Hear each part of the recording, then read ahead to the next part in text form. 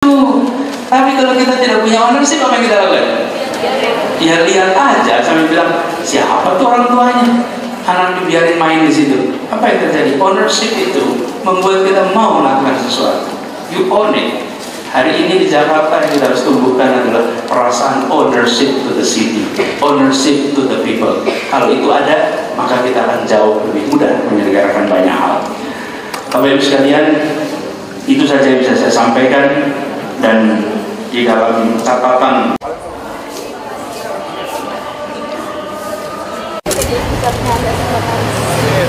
Direktur rumah sakit senang bisa sampai sini akhirnya. Dinas kesehatan. Kesehatan ya, siap.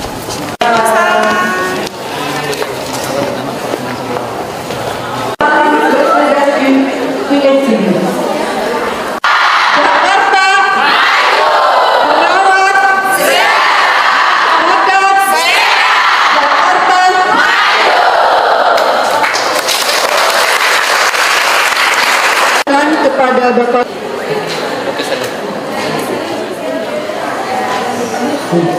pasien gangguan jiwa di unit rehabilitasi Rumah Sakit Jiwa Soeharto Harja. Ini penggeraknya di sana. Perawat. Mbak handphone Mbak. Pasien.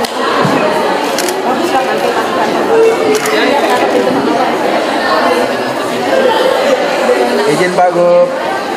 Ya Pak, izin. Namanya ini Pak.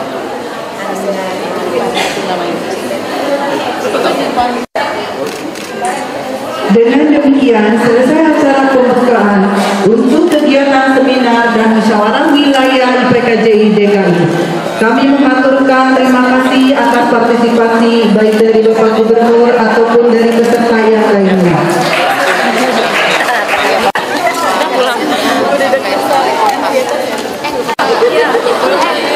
Ini kamera RI ya, kamera RI.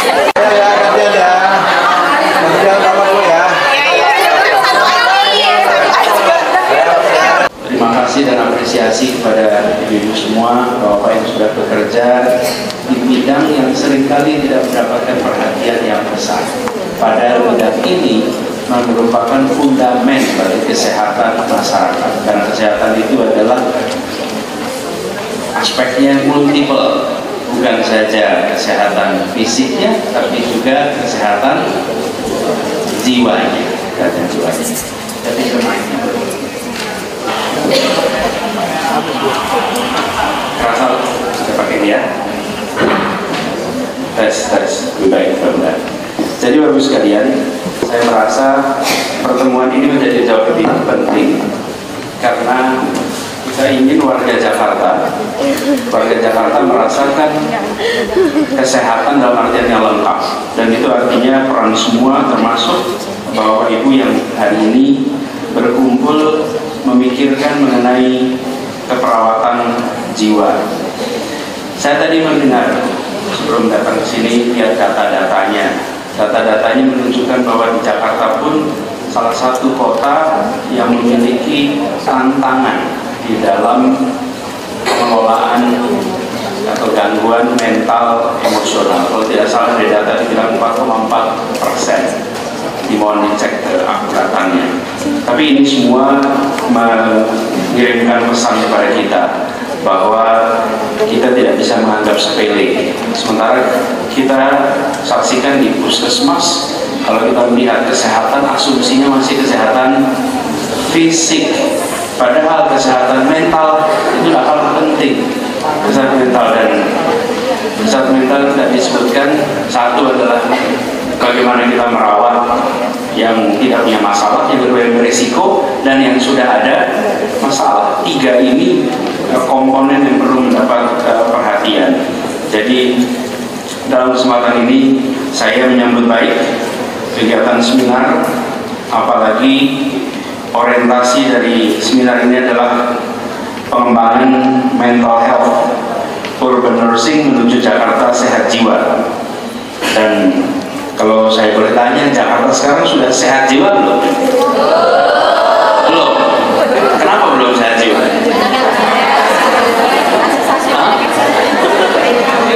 Macet. Itu ngomong soal macet. Saya beberapa waktu lalu ketika saya mulai bertugas, saya mengundang para penyiar radio untuk datang ke balai kota, ketemu, kita diskusi dengan para penyiar radio. Saya sampaikan dari radio, mereka bilang ini pertama kali kami diundang oleh gubernur. Kenapa kami diundang? Saya bilang, saya ingin ucapkan terima kasih karena kita semua jutaan jumlahnya berada di kemacetan, dan yang memberikan hiburan bagi kita adalah para penyiar radio.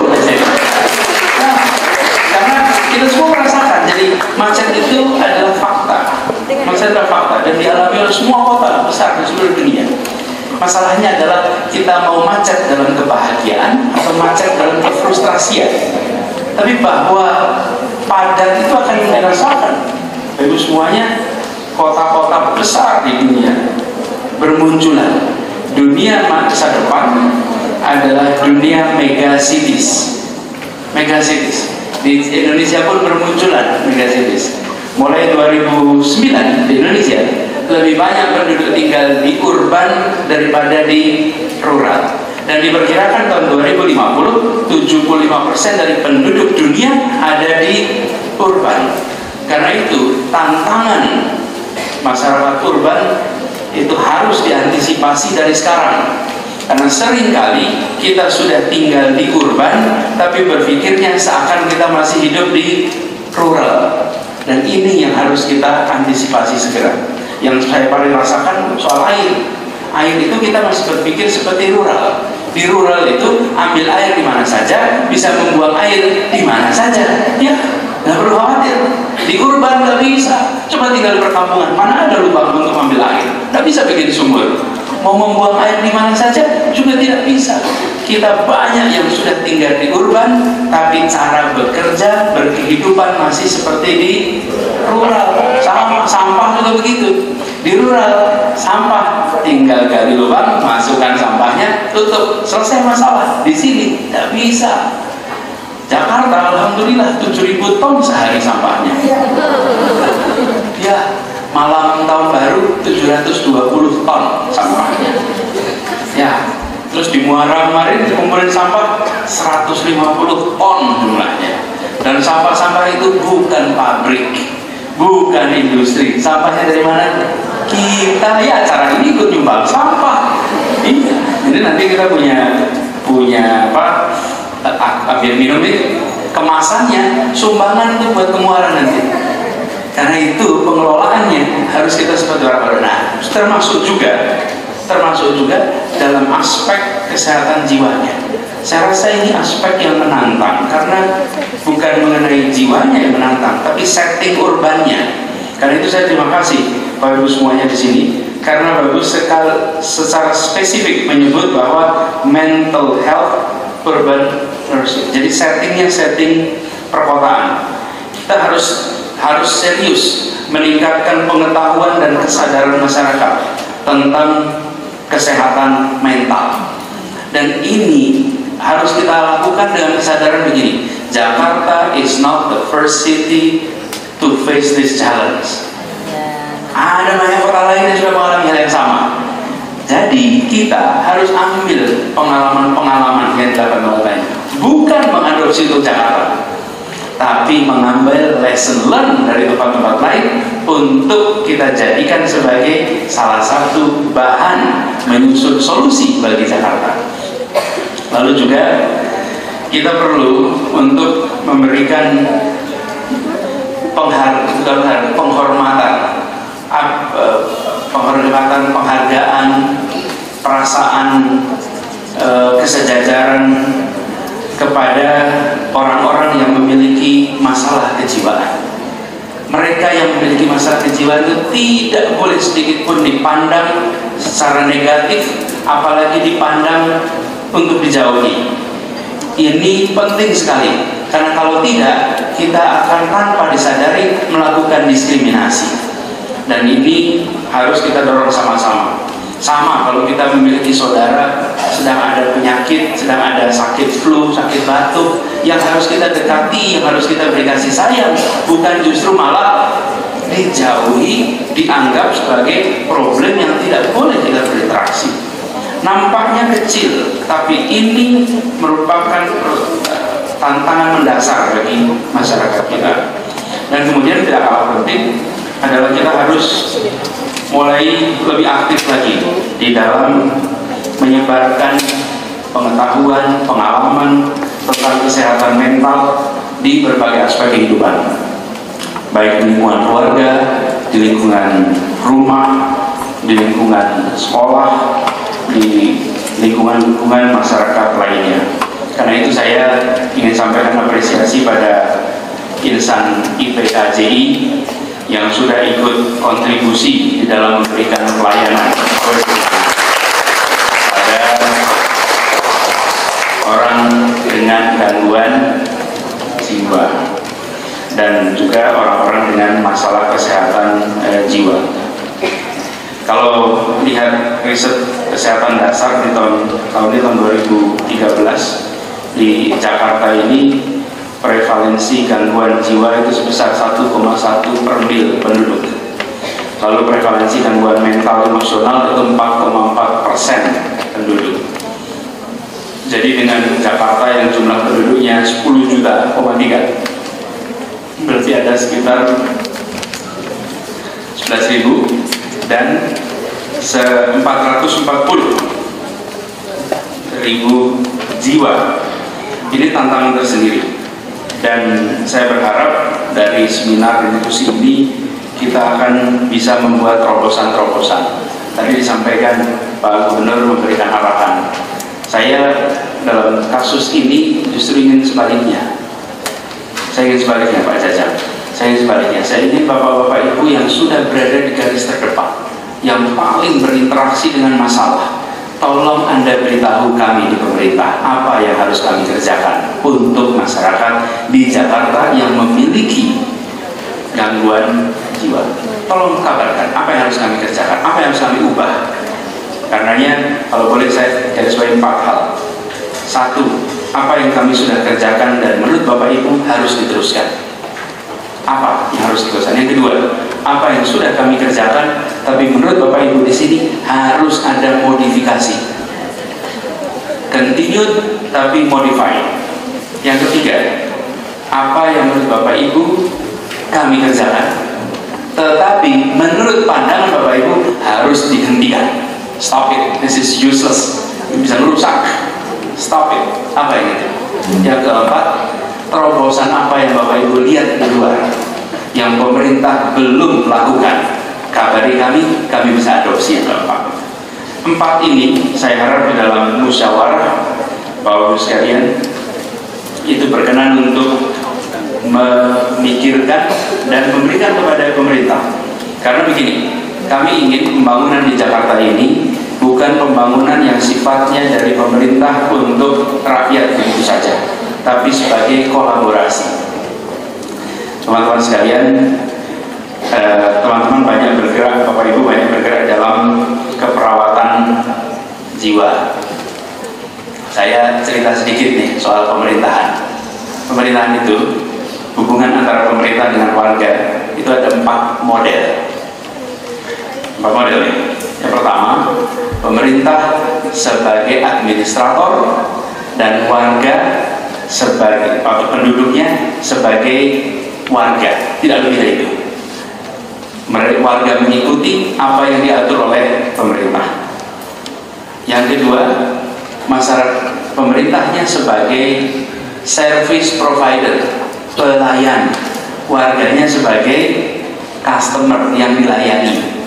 Itu sudah sedikit lebih baik. Kalau sebelumnya sebagai pemerintah ngatur semua, kalau sekarang sebagai pelayan, itu udah lebih baik. Nah, itu biasanya disebut dalam konseptual frameworknya sebagai yang pertama City 1.0, di mana pemerintahnya cuma sebagai administrator. Kalau City 2.0, pemerintahnya sebagai service provider. That's better. Is it good enough? Not good enough. Yang ketiga, pemerintah sebagai fasilitator dan warganya, masyarakatnya sebagai partisipan. Nih, sama-sama kerja ini. Pemerintah mengerjakan, warga juga mengerjakan. itu adalah berurutan 3.0. Yang 4.0 lebih tinggi adalah kota. Kota sebagai kolaborator dan masyarakatnya sebagai co-creator. Ini hubungannya namanya kolaborasi. Kolaborasi. Nah, pemerintahan sekarang ini apalagi di Jakarta, kita ingin mendorong kepada 4.0. Kita kecenderungannya sebagai warga senangnya 2.0. Sebagai customer aja, nggak usah ngapa-ngapain, nggak usah ngapain. Saya beri contoh, sampah. Kita ikut nggak beres-beres sampah di Jakarta? Coba, ada nggak ikut? Enggak lah. Kita buang sampah di mana saja dan BPSU pasukan orangnya membersihkan sampah di mana saja. Kan gitu. Makin banyak pasukan pembersih, kita makin senang. Apakah kita pernah ikut melompokin mana yang recyclable, mana yang tidak? Enggak, kita kumpulin semuanya. Soalnya nanti di sana ada yang ngurusin. Modern city nggak bisa seperti itu. Modern city warganya terlibat, masyarakatnya juga, pemerintahnya juga terlibat. Nah, saya berharap di dalam keperawatan jiwa ini kita bisa mengerjakan dengan pola kolaborasi. Kalau yang pertama tadi, pemerintah melakukannya apa? Sosialisasi, karena dia administrator. Kalau yang pemerintah sebagai customer service, yang dilakukan pemerintah adalah konsultasi. Kalau sebagai fasilitator, maka akan ada partisipasi. Kalau sebagai kolaborator, dia akan melakukan kolaborasi, sosialisasi, konsultasi, partisipasi, kolaborasi. Karena itu saya tadi berikan 4 pertanyaan. 4 pertanyaan itu mohon Bapak Ibu, saya titip jadikan PR. Jadikan PR. Bapak Ibu tolong bahas. Lalu nanti Bapak Ibu, saya minta Bapak Ibu datang ke Balai Kota presentasikan hasil 4 itu. Untuk apa? Untuk dijadikan kebijakan di kota Jakarta ini. Sehingga tantangan yang kita hadapi di sini kita selesaikan sama-sama. Dan kami tidak mau berpretensi seakan-akan karena berada di pemerintahan maka paling tahu semua masalah. Tidak. Di pemerintahan itu paling punya otoritas untuk mengeluarkan budget, untuk membuat program, untuk menggerakkan, itu punya otoritas. Tetapi kalau bicara tentang knowledge and experience, maka para pelaku-pelaku yang ada di masyarakat lah, dan Bapak Ibu sekalian adalah pelaku-pelaku yang paling tahu persis masalah di Jakarta. Jadi Bapak Ibu yang saya hormati, saya ingin Bapak Ibu semua membantu kita untuk merumuskan, dan kita berharap tantangan besar di Jakarta, karena bukan hanya kemacetan. Bapak Ibu, kami cek di masyarakat, apa sih masalah terbesar itu? Kalau kita lakukan survei lewat telepon, karena itu kalau lihat media melakukan survei lewat telepon, pasti nomor 1 masalahnya itu macet, nomor 2 banjir. Karena umumnya phone based interview ada kecenderungan sampelnya jadi agak lebih terbatas. Tapi kalau kita bicara seluruh populasi dengan metode survei wawancara, apalagi kalau sampelnya itu dengan stratified random sampling, maka masalah terbesar di kota ini bukan macet, bukan banjir. Masalah terbesar di kota ini adalah lapangan pekerjaan. Masalah kedua adalah biaya hidup yang mahal. Itu masalah. Nah, yang ketiga, kesehatan. Keempat, pendidikan. Yang namanya macet itu nomornya 7, 8, 9, tergantung survei, tapi di bawah. Kenapa? Bagi mereka yang hari ini tidak punya pekerjaan, macet itu bukan masalah. Bagi keluarga-keluarga yang hari ini kesulitan dengan biaya hidup, macet itu bukan masalah. Tapi bagi yang hari ini sudah punya telepon, pekerjaannya nyaman, maka macet itu adalah masalah. Nah, saya dan pemerintah tidak hanya bertanggung jawab atas sekelompok orang, tapi seluruhnya. Karena itu saya ingin agar policy di Pemprov DKI itu menyentuh semuanya, bukan sekelompok orang, semuanya. Dan masalah paling dasar adalah lapangan pekerjaan. Jadi kalau dicek nanti gangguan jiwa yang paling besar hadirnya dari mana, tolong Bapak Ibu cek. Dari kemacetan atau dari sulitnya cari kerja, atau dari tekanan karena biaya hidup. Dan yang paling merasakan tekanan hidup di kota ini bukan bapak-bapak, ibu-ibu yang paling merasakan tekanan di kota ini.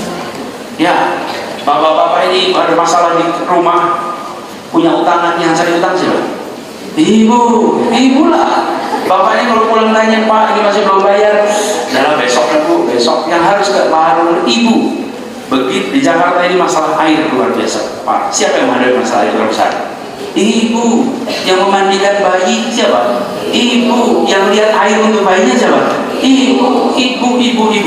Karena itu kalau di kota ini semua policy bisa membereskan tantangan yang terbesar yang ada di ibu, insya Allah rumah tangga akan menjadi rumah tangga yang baik, yang sehat, masyarakat juga masuk ibu. Karena itu kebetulan Bu, sini lagi musim musrembang, jadi saya keliling ke tiap-tiap kota barat, timur, utara itu. Saya katakan pada semuanya, setiap acara mulai saya tunjukkan data apa? Data kematian ibu melahirkan. Saya katakan begini, tentu namanya kematian itu dengan Tuhan, ya. Tetapi kalau kita lihat angkanya, saya sampaikan, saya tidak ingin di Jakarta ini ada keluarga di Jakarta mengantarkan ibu ke rumah bersalin, habis itu bukan mengantarkan pulang ke rumah, tapi mengantarkan ke pemakaman. Itu not acceptable. Dan di Jakarta Barat apalagi angkanya masih tinggi. Jakarta Utara masih tinggi. Habis itu kemudian angka kematian balita, stunting di Jakarta Timur, stunting itu lebih dari 30%. Ini gimana kita menjelaskan ibu kota? Jadi saya ingin sampaikan kepada sekalian, kemacetan itu yang ramai dibicarakan, ya seru, apalagi di sosmed. Oke, kalau ada kemacetan luar biasa besar, tapi penderitaan yang dialami rakyat kecil itu tidak muncul di sosmed. Nggak kelihatan itu di dalam percakapan yang dominan oleh siapa? Oleh orang-orang yang secara sosial ekonomi sudah beres, termasuk saya sudah beres, kita ini sudah beres. Tapi kalau kita tidak memikirkan itu, maka nanti suatu saat kita mintai pertanggungjawaban, bukan ditanya apa yang membahagiakan opini hari ini. Karena itu saya sering bilang, saya nggak terlalu pusing karena dikatakan opini hari ini. Saya lebih pusing apa yang ditulis sejarawan di masa depan, karena mereka akan menulis dengan data yang lengkap. Dan di situ sebabnya kesehatan kita ini tantangannya jangan hanya untuk sekelompok, tapi tantangan untuk semua, Dan kalau kita bisa membereskan tantangan kesehatan jiwa yang di masyarakat yang secara sosial di paling bawah, mudah-mudahan ke atasnya jauh lebih mudah. Bapak Ibu semuanya yang sering kita alami di kota ini pun pengalaman saya. Saya ini guru Indonesia mengajar, ngirim guru-guru ke pelosok-pelosok tanah air. Udah lihat tuh kemiskinan di pelosok-pelosok. Banyak murid-murid itu juga dari UI yang pada berangkat ke sana, ke pelosok-pelosok tanah air. Jadi saya sering mengatakan pada berbagai cerita saya sampaikan, saya sudah lihat kemiskinan. Dan saya sudah datang bersama para pengajar-pengajar itu ke berbagai tempat di Indonesia yang penuh dengan cerita-cerita kemiskinan. Tapi ketika saya bertugas jadi calon gubernur, saya keliling. Dan saya sudah di Jakarta lama, saya menemukan perasaan seakan-akan saya belum pernah lihat kemiskinan. Dan apapun kemiskinan yang pernah saya lihat sebelumnya di daerah rural, di pelosok, nothing dibandingkan dengan kemiskinan yang ada di Jakarta. 3 juta orang di Jakarta penghasilan di bawah 1 juta rupiah. Itu stresnya gimana coba? 3 juta penghasilannya di bawah 1 juta rupiah. 1 juta rupiah teman-teman tahu bisa dapat apa di kota ini? Itu tantangan sekarang itu berbicara kesehatan jiwa, maka mohon diperluas ini ya, supaya kita bisa menjangkau semuanya. Dan kalau itu kita bisa lakukan, maka yang disebut sebagai Jakarta Maju, dan itu kami tagline kami garis bawahi, bahagia, ini jadi penting. Bahagia, karena kalau maju saja tapi tidak bahagia, maka kita tidak mendapatkan apa yang kita inginkan. Ini bukan tantangan yang kecil, ini bukan tantangan yang kecil, ini tantangan besar. Tapi saya percaya kalau dikerjakan sama-sama, insya Allah tantangan yang besar ini akan kita bisa selesaikan dengan baik. Jadi saya mengharap pada Bapak Ibu semuanya untuk memberikan input pada kita. Tapi sesudah input itu ada, saya ingin agar Bapak Ibu bekerja bersama dengan kita. Karena kalau hanya input saja itu kami sebatas konsultasi. Kami ingin kolaborasi. Kalau ini kolaborasi, kita ingin dikerjakannya sama-sama. Dan saya juga berharap Bapak Ibu semuanya, apa yang kita rencanakan nanti bersama-sama, mohon Bapak Ibu berkenan untuk menyusunkan semacam lesson learned dari beberapa tempat lain. Jangan pernah menganggap Jakarta sebagai kota pertama yang mengalami masalah ini. Dengan begitu insya Allah bisa jadi rujukan dalam kita bergerak bersama. Jadi Bapak-Bapak Ibu sekalian yang saya hormati, saya mengucapkan terima kasih atas kesempatan untuk bisa silaturahmi dan sharing atas tantangan di RP Jakarta. Saya mohon Bapak Ibu semuanya, kita kerjakan bareng-bareng dengan prinsip gerakan. Prinsipnya gerakan. Kalau gerakan itu artinya kami undang semua untuk terlibat. Kalau kita kerjakan dengan prinsip gerakan, maka saya yakin Jakarta ini akan bisa berubah. Gerakan itu dimulainya di mana? Dimulai dari perasaan kepemilikan atas masalah. I own the problem. Ownership to problems. Kalau tidak ada ownership to problem, kita nggak akan mau terlibat. Dan ini dalam banyak urusan. Kita bicara tentang kesehatan jiwa. Kita sekarang ingin menganjurkan orang-orang dewasa di Jakarta untuk mau ikut melindungi anak-anak. Lalu kita gimana melindungi? Melindungi anak-anak itu adalah sensitif saja. Setiap anak dianggap anaknya, gitu aja udah. Setiap ketemu anak muda, anggap adiknya. Ownership aja. Kalau ada ownership, nanti kalau lihat ada anak-anak main di pinggir jalan, berisiko. Kalau itu anak kita, apa yang kita kerjakan? Berhenti, lalu bilang, jangan main di situ. Tapi kalau kita tidak punya ownership, apa yang kita lakukan? Ya lihat aja, sambil bilang, siapa tuh orang tuanya? Anak dibiarin main di situ. Apa yang terjadi? Ownership itu membuat kita mau melakukan sesuatu. You own it. Hari ini di Jakarta yang kita harus tumbuhkan adalah perasaan ownership to the city, ownership to the people. Kalau itu ada, maka kita akan jauh lebih mudah menyelenggarakan banyak hal. Bapak Ibu sekalian, itu saja yang bisa saya sampaikan, dan di dalam catatan